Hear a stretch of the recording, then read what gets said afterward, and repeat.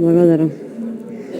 Почитуван колега, дајте веќе се исцрпивме од дискусии во однос на буџетот, надминете се себе си и признајте веќе дека ова не е земја од нашите соништа, туку ова со вас после се е една тажна и несреќна земја.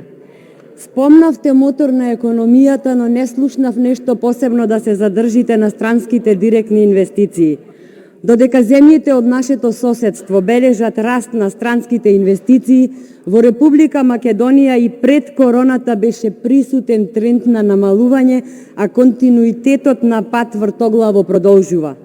Во вториот квартал од 2020 година беше забележан нето одлив на странски инвестиции од 9,3 милиони евра, додека во третиот квартал нето одлив од 5,4 милиони евра, или во само 2 квартали од почетокот на кризата имаме нето одлив на странски директни инвестиции од 14,7 милиони евра.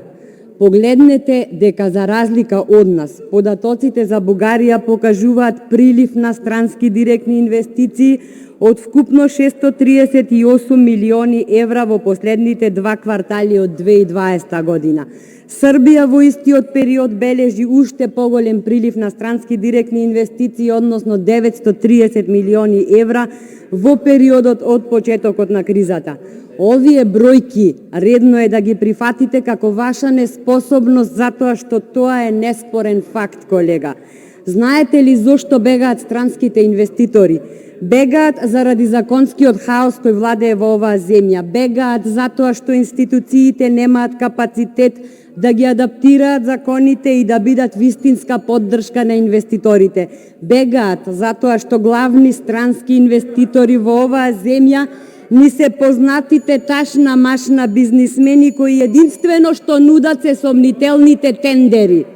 Бегаат затоа што овде за секоја инвестиција работат рекетот, митото и корупцијата, како и секогаш кога кај нас се гради нешто ново.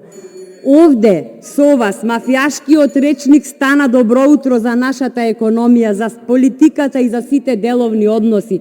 Сведоци сме како партијата рекетираше предпријатија, потоа предпријатијата рекетираа други предпријатија и таа магепсана спирала ќе стигне и до нашите деца.